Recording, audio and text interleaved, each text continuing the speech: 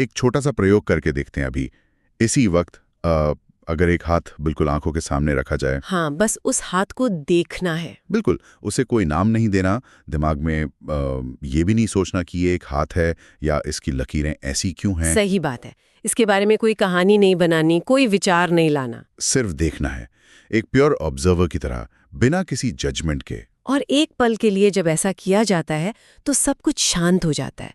एक ऐसी स्टिलनेस, यानी एक ऐसा ठहराव आता है जहाँ वक्त रुका हुआ सा लगता है। वही तो, सिर्फ देखने की इस क्रिया को जहां दिमाग बिल्कुल चुप हो जाता है, उससे हम प्योर ऑब्जर्वेशन कहते हैं।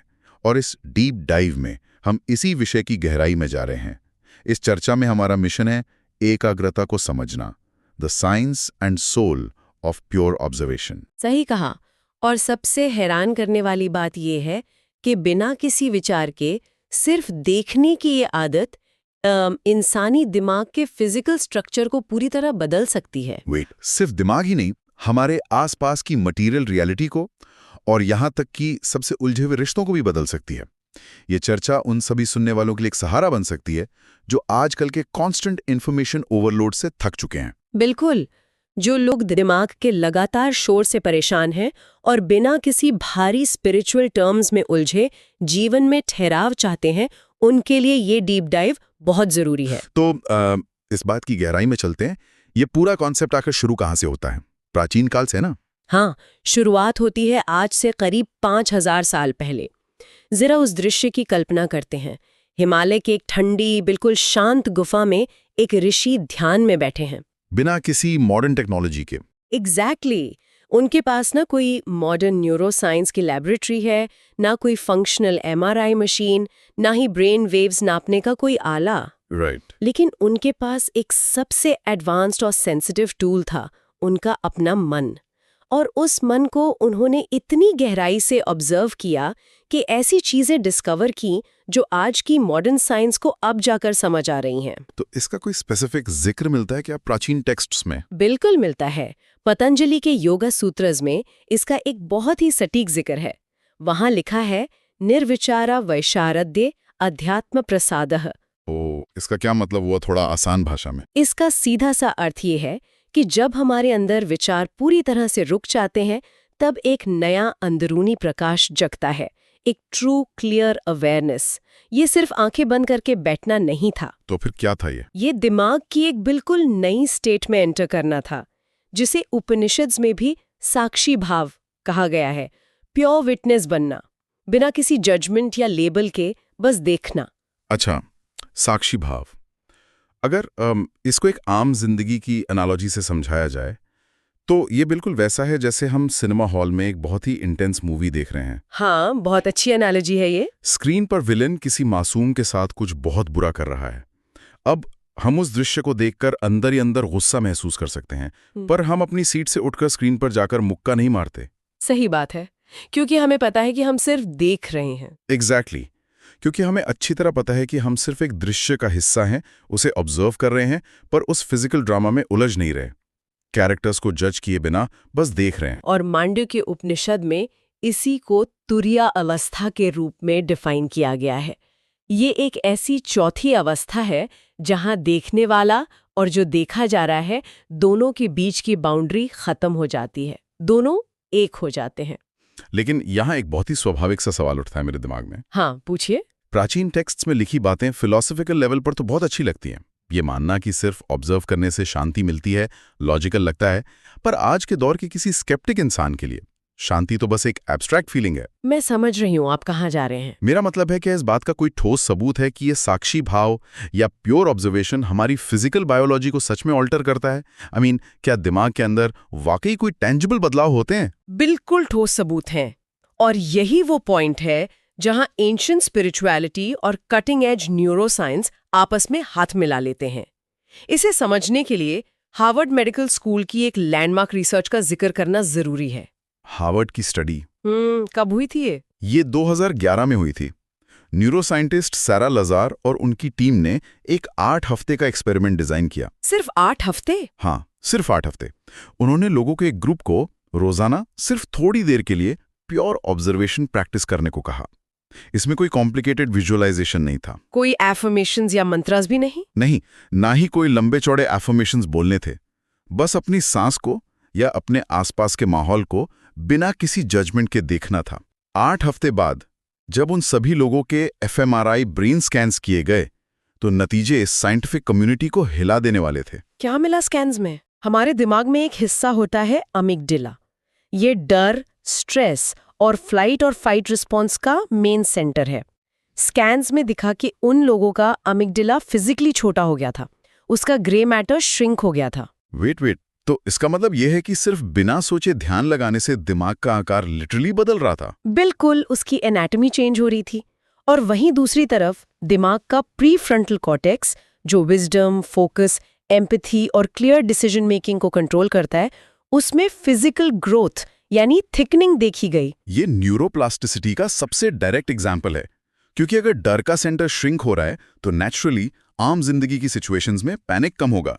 जैसे ऑफिस में बॉस ने एकदम से मीटिंग बुला ली या कोई अनएक्सपेक्टेड खर्चा आ गया, तो बायोलॉजिकल लेवल पर बॉडी घबराहट नहीं पैदा करेगी। एकदम सही पकड़ा आपने। पर इस फिजिकल बदलाव के साथ एक और टर्म जुड़ी हुई है जो अक्सर न्यूरोसाइंस की चर्चा में रहती है, डिफॉल्ट मोड नेटवर्क यानी DMN। इसके बारे में ये धारणा है कि जब DMN एक्टिव होता है तो हमारे अंदर एंजाइटी बढ़ती है। हाँ, DMN आजकल काफी चर्चा में रहता है। लेकिन मेरा एक पुशबैक है यहाँ, क्या हमारा अपना ही डिफॉल्ट मोड नेटवर्क हमेशा हमारा दुश्मन होता है? या फिर क्या ऐसा हो सकता है कि आज के इस 24/7 इन्फॉर्मेशन और नोटिफिकेशन वाले दौर ने इसे बस ओवर एक्टिव कर दिया है? ये एक बहुत ही जरूरी सवाल है। देखिए, DMN हमेशा से दुश्मन बिल्कुल नहीं था। अगर इवोल्यूशनरी नजरिए से देखा जाए तो जब हमारे पूर्वज जंगल में होते थे और कोई फिजिकल काम नहीं कर रहे होते थे, तब DMN ही उन्हें आने वाले पोटेंशियल खतरों के बारे में सोचने पर मजबूर करता था। अच्छा, मतलब बैकग्राउंड रेडार की तरह। एग्जैक्टली, DMN बैकग्राउंड में चलता रहता था कि कहीं उस पेड़ के पीछे कोई जानवर तो नहीं छुपा, या क्या मेरे पास आने वाले कल के लिए काफी खाना है।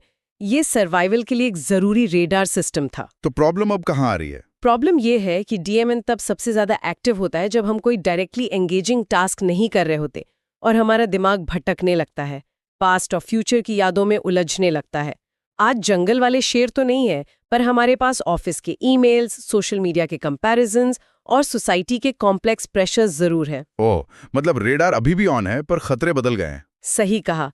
नतीजा ये है कि हमारा DMN अब 24 घंटे ऑन रहने लगा है। वो रेडार लगातार थ्रेट्स ढूंढ रहा है जो क्रॉनिक एंजाइटी और डिप्रेशन पैदा करता है।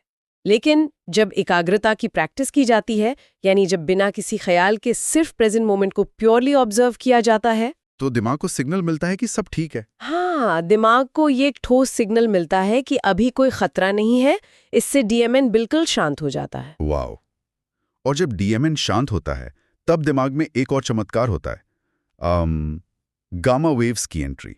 मैंने एक स्टडी पढ़ी थी इसके बारे में। University of Wisconsin. हाँ, यूनिवर्सिटी ऑफ विस्कॉन्सिन के रिसर्चर रिचर्ड डेविडसन ने तिब्बतन मॉन्क्स के ब्रेन वेव्स पर एक बहुत ही डिटेल स्टडी की थी।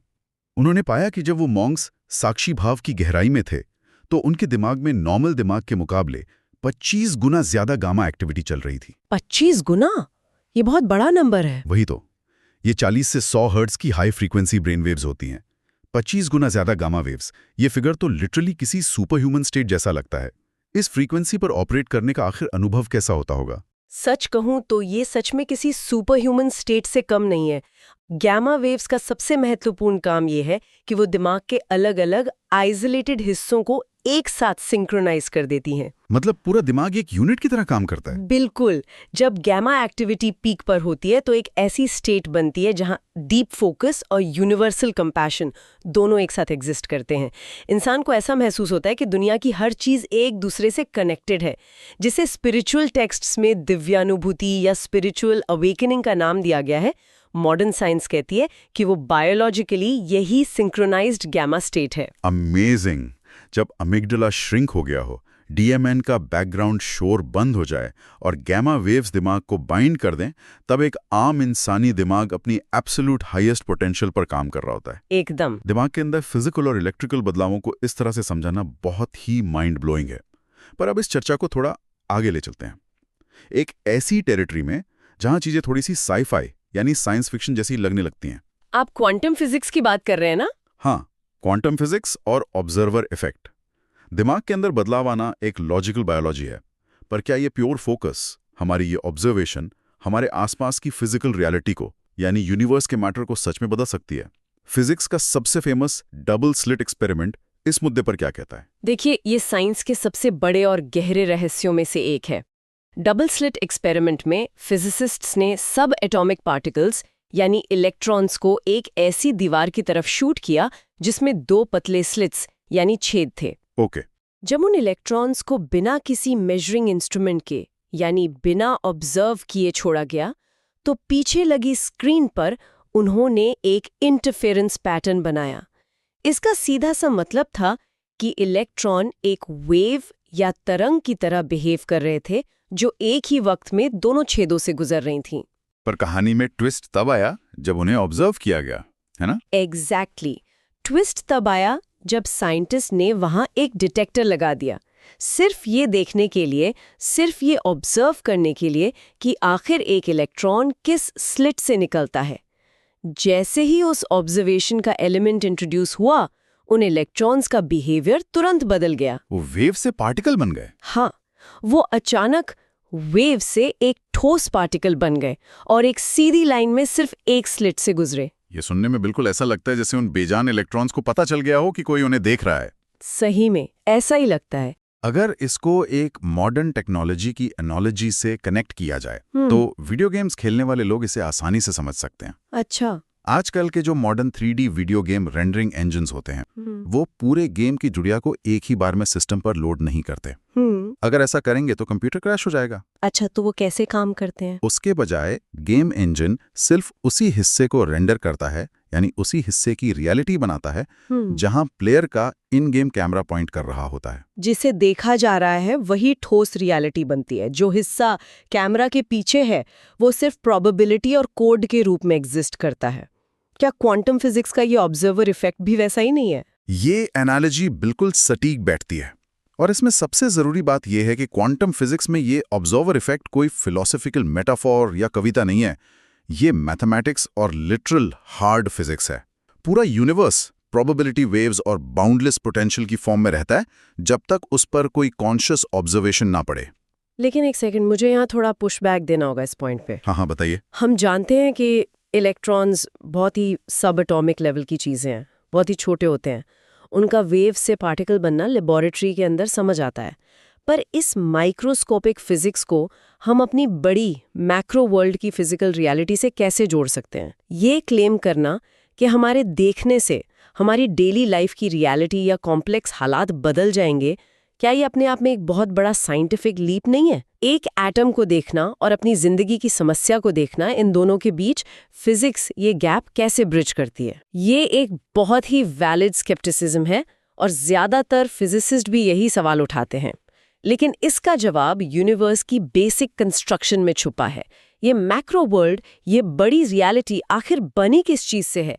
उन्हीं सब एटॉमिक पार्टिकल्स से ही तो बनी है ना? हाँ, बात तो सही है। नई क्वांटम बायोलॉजिकल थियोरीज और पैनसाइकिज्म जैसे कॉन्सेप्ट्स ये सुझाव देते हैं कि अवेयरनेस सिर्फ दिमाग का बाय प्रोडक्ट नहीं है, बल्कि यूनिवर्स का एक फंडामेंटल प्रॉपर्टी है। जब हम प्योर थॉट फ्री अटेंशन किसी भी सिचुएशन पर लगाते हैं तो हम बेसिकली उस प्योर पोटेंशियल फील्ड के साथ डायरेक्ट इंटरैक्ट कर रहे होते हैं। तो जैसे माइक्रो लेवल पे ऑब्जर्वेशन प्रोबेबिलिटी को कोलैप्स करती है, वैसा ही माइक्रो लेवल पे होता है। एग्जैक्टली। जैसे सब एटॉमिक लेवल पर ऑब्जर्वेशन एक स्कैटर्ड वेव को एक फिक्स्ड रियलिटी में कोलैप्स कर देता है, वैसे ही मैक्रो लेवल पर भी जब हम बिना फियर और कंडीशनिंग के किसी हालात को प्योरली देखते हैं तो हम उसके पोटेंशियल आउटकम्स में से एक स्पेसिफिक क्लियर आउटकम को मैनिफेस्ट होने के लिए रास्ता देते हैं। ओके, तो अगर ऑब्जर्वेशन से बेसिक अंडरलाइंग फिजिक्स प्रभावित हो सकती है, तो इसका असर सीधा हमारे सबसे कॉम्प्लेक्स हिस्से, हमारे इंसानी रिश्तों पर कैसा पड़ेगा? बायोलॉजी में मिरर न्यूरॉन्स का एक फैसिनेटिंग कॉन्सेप्ट है। ओह, मिरर न्यूरॉन्स, ये बहुत इंटरेस्टिंग एरिया है ना? ये वो स्पेशल ब्रेन सेल्स हैं जो तब फायर होते हैं जब हम किसी और को कोई काम करते या कुछ महसूस करते हुए देखते हैं।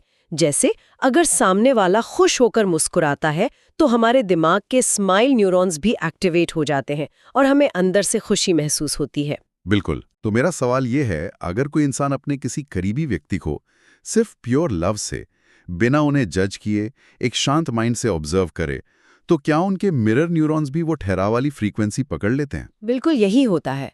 मिरर न्यूरॉन्स ही हमारी एम्पैथी का, हमारे एक दूसरे को बिना बोले समझने का बायोलॉजिकल बेस है।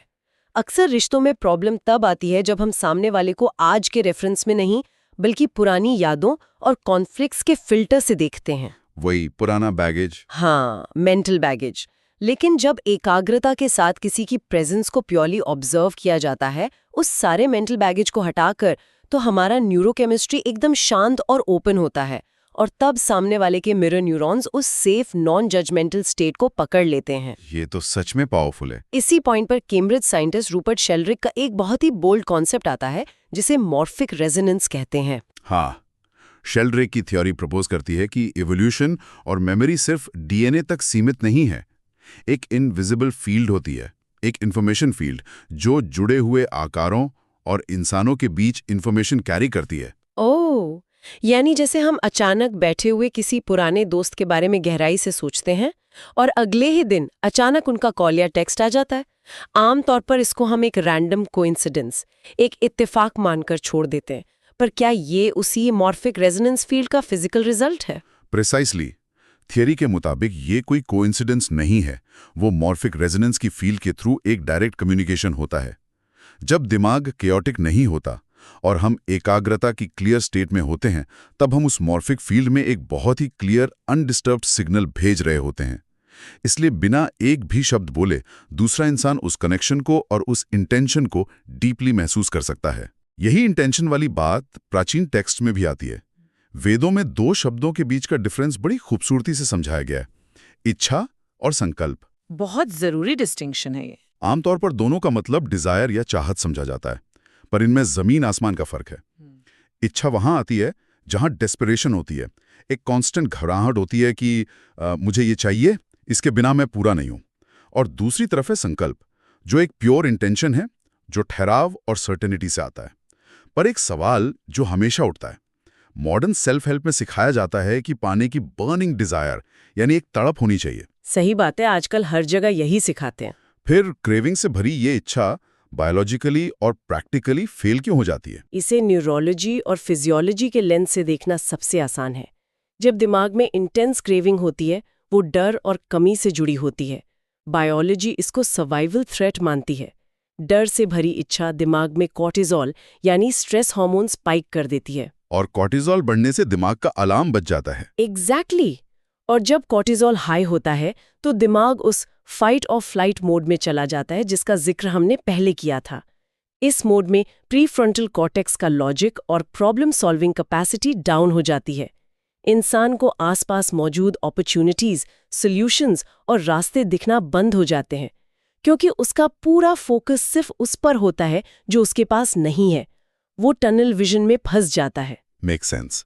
तो संकल्प में क्या अलग होता है? जब वही इंसान संकल्प करता है जो कि एकाग्रता से आता है, तो उसका कॉर्टिजोल लेवल लो होता है, प्रीफ्रंटल कॉर्टेक्स फुली एक्टिव रहता है।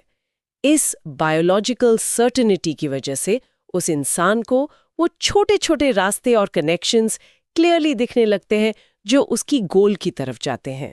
यूनिवर्स में मैनिफेस्टेशन इसी फिजियोलॉजिकल ओपननेस से ही सच में शेप लेती है। ओके, तो अब तक इस डीप डाइव में ये क्लियर हो चुका है कि प्योर ऑब्जर्वेशन दिमाग के न्यूरोप्लास्टिसिटी को बदलता है, रियलिटी को क्वांटम प्रिंसिपल्स के जरिए नया आकार दे सकता है, और रिश्तों में मिरर न्यूरॉन्स और मॉर्फिक रेजोनेंस के द्वारा हार्मोनी ला सकता है। लेकिन इस पूरी नॉलेज का प्रैक्टिकल हिस्सा क्या है? प्रैक्टिकल एप्लीकेशन बहुत जरूरी है, वरना ये सिर्फ थ्योरी बन के रह जाएगा। वही तो, एक नॉर्मल लाइफ जीने वाला इंसान जिसके ऊपर काम का प्रेशर है, घर की जिम्मेदारियां हैं, वो इस कॉन्सेप्ट को रोजमर्रा की जिंदगी में कैसे लाए? मैंने सुना है इसके लिए एक बहुत ही प्रैक्टिकल फ्रेम ऑफ रेफरेंस मौजूद है, जिसे 369 एकाग्रता प्रोटोकॉल कहा जाता है। निकोला टेस्ला का ये फेवरेट नंबर पैटर्न था, और इसको प्योर ऑब्जर्वेशन की हैबिट बिल्ड करने के लिए स्टेप बाय स्टेप डिजाइन किया गया है। हाँ, ये प्रोटोकॉल वाकई बहुत इफेक्टिव है। तो अगर इसको ब्रेक डाउन किया जाए, पहले आते हैं दिन 1 से 3, जिसे स्टेबलाइजेशन फेज कहते हैं। इसमें दिन के सिर्फ 10 मिनट निकालकर किसी भी एक फिजिकल चीज को देखना है, चाहे वो दिए की लौ हो, अपना हाथ हो या पानी का ग्लास। बिना सोची समझी बातों के बस देखना है। सही कहा। यहाँ सबसे ज़रूरी बात ये याद रखने वाली है कि जब कोई इसे शुरू करेगा तो शुरुआती दिनों में दिमाग भटकेगा, हज़ारों विचार आएंगे। ये कंप्लीटली नॉर्मल बायोलॉजी है। इस पर फ्रस्ट्रेट नहीं होना है, बस वापस ध्यान लाना है ना? बिल्कुल, ये step by step biological training है। डिफ़ॉल्ट मोड नेटवर्क को अचानक स्विच ऑफ नहीं किया जा सकता। दिन 1 से 3 का मकसद किसी रूहानी दुनिया में जाना नहीं है, बल्कि सिर्फ और सिर्फ दिमाग की अटेंशन मसल को बिल्ड करना है। जैसे जिम में पहले दिन हल्का वेट उठाते हैं। एकदम वैसा ही। जब एक बार दिमाग किसी निश्चित जगह पर बिना विचार के रुकने लगता है, तब आते हैं दिन 4 से 6, जिसे डीपनिंग फेज कहते हैं। इस फेज में किसी बेजान चीज से हटकर आंखें बंद करके किसी इंसान का चेहरा ऑब्जर्व करना होता है, बिना उस इंसान की पुरानी बातों या स्टोरीज को याद किए, बस उस आकार और फॉर्म को कंप्लीटली न्यूट्रल वे में देखना होता है। यहाँ मुझे सबसे बड़ी चैलेंज नजर आती है किसी ऐसे इंसान का चेहरा इमेजिन करना जिससे हमारे अच्छे रिलेशन ना हो या जिसे देखकर नॉर्मली गुस्सा आता हो। उस वक्त प्योर ऑब्जर्वेशन मेंटेन रखना लगभग इम्पॉसिबल सा लगता है। इस डिफिकल्ट स्टेज को आखिर कैसे पार किया जाए? ये सच में मुश्किल है और इसकी एक बहुत ही प्रैक्टिकल ट्रिक है। जब आंखें बंद करके किसी ऐसे इंसान का चेहरा इमेजिन किया जाए, तो चेहरे को एज अ पर्सन देखने की बजाय उसे शेप्स और कलर्स में तोड़ देना चाहिए। शेप्स और कलर्स में? मतलब कैसे? जैसे आंखों का आकार एक ज्योमेट्रिक शेप जैसा देखना, चमड़ी के रंग को सिर्फ एक शेड की तरह ऑब्जर्व करना। जब हम फॉर्म को उसके फिजिकल स्ट्रक्चर में डिकम्पोज कर देते हैं, तो इमोशंस और ट्रिगर पॉइंट अपने आप डिस्कनेक्ट हो जाते हैं। यही ट्रिक उस इंसान के प्रति मिरर न्यूरॉन्स को रीसेट कर देती है। ये सच में बहुत ही मददगार टेक्निक है। और जब ये न्यूट्रल स्टेट पकड़ में आ जाए, तब एंटर करते हैं आखिरी 3 दिन 7 से 9, यानी ट्रांसफॉर्मेशन फेज। इसमें बताया गया है कि अपनी किसी गहरी इच्छा को, अपने गोल को आंखें बंद करके एक मूवी स्क्रीन पर चलते हुए ऑब्जर्व करना है, बिल्कुल एक पीसफुल ऑब्जर्वर की तरह। ऐसे नहीं कि प्लीज यूनिवर्स ये मिल जाए, बल्कि ऐसे कि जैसे वो दृश्य इस वक्त नेचुरली प्ले हो रहा है। इसमें कोई तड़प नहीं होती। यही वो कल्मिनेशन पॉइंट है जहां साइंस और स्पिरिचुअलिटी का पूरा कनेक्शन नजर आता है। 8-9 दिन तक आते आते एमिगडाला का डर वाला रिस्पॉन्स सप्रेस हो चुका होता है। प्रीफ्रंटल कॉर्टेक्स कमांड में आ जाता है। उस स्टेट में इच्छा पहले ही संकल्प में बदल चुकी होती है। फिर जब इंसान एक नए क्वांटम पोटेंशियल पर ध्यान केंद्रित करता है, तो वो दिमाग और यूनिवर्स दोनों को कंप्लीटली क्लियर, कोहेरेंट सिग्नल भेज रहा होता है, जिससे मैनिफेस्टेशन प्रोसेस शुरू होता है। तो अगर सभी बातों को एक साथ रखा जाए, तो एकाग्रता सिर्फ ध्यान लगाने, आंखें बंद करके बैठने का एक रिलीजियस तरीका भर नहीं है। बिल्कुल नहीं। ये हमारे दिमाग के इंटरनल वायरिंग और एनाटॉमी को फिजिकली चेंज करने की, यूनिवर्स की क्वांटम स्ट्रक्चर को अपने थॉट से इन्फ्लुएंस करने की और रिश्तों के इनविजिबल इंफॉर्मेशन नेटवर्क को हील करने की एक प्योरली साइंटिफिक अप्रोच है। इन सारी बातों ने प्राचीन ज्ञान और मॉडर्न न्यूरोसाइंस को सच में एक ही सटीक धागे में पिरोकर लाक दिया है। ये बात बिल्कुल सही है। ये इस बात का प्रूफ है कि हजारों सालों पहले इंसान के पास जो ज्ञान था, वो आज के एक्सपेरिमेंट्स और एमआरआई मशीन्स में बिल्कुल एक्यूरेट साबित हो रहा है। नॉलेज तभी अपनी असली पावर दिखाती है जब उसकी ठीक अंडरस्टैंडिंग को प्रैक्टिकली जिंदगी में उतारा जाए। इसी गहरे विचार के साथ इस चर्चा के अंत की तरफ बढ़ते हुए सुनने वालों के सोचने के लिए एक नया और थोड़ा प्रोवोकेटिव सवाल सामने आता है। आज हमने इतनी डिटेल में देखा कि कैसे किसी एक अकेले इंसान का पूरा ऑब्जर्वेशन उसकी खुद की बायोलॉजी और आसपास की रियलिटी को क्वांटम लेवल पर बदल सकता है। हाँ, तो जरा इस बड़े पैमाने पर सोचकर देखिए, आज के डिजिटल जमाने में जब पूरी दुनिया के करोड़ों लोग एक ही वक्त पर लगातार सोशल मीडिया फीड्स और 24 घंटे न्यूज चैनल्स पर बैठे होते हैं और वहां सिर्फ डर, घबराहट और नेगेटिविटी की खबरें ऑब्जर्व कर रहे होते हैं, तो हम सब इस कलेक्टिव लेवल पर, इस कलेक्टिव ऑब्जर्वेशन के जरिए अनजाने में किस तरह की ग्लोबल रियलिटी और फ्रीक्वेंसी क्रिएट कर रहे हैं। ये वाकई बहुत गहरा और डरावना विचार है। अगर हमारा ऑब्जर्वेशन सच में रियलिटी की प्रोबेबिलिटी वेव्स को कोलैप्स करके इवेंट्स बनाता है, तो करोड़ों दिमागों का डर से भरा फोकस इस दुनिया को किस तरफ ले जा रहा है? ये एक ऐसी चिंता और ऐसी थॉट प्रोवोकिंग पॉसिबिलिटी है जिस पर इस डीप डाइव के बाद भी गहराई से सोचने की जरूरत पड़ेगी। सही बात है, इस पर ध्यान देना बहुत जरूरी है।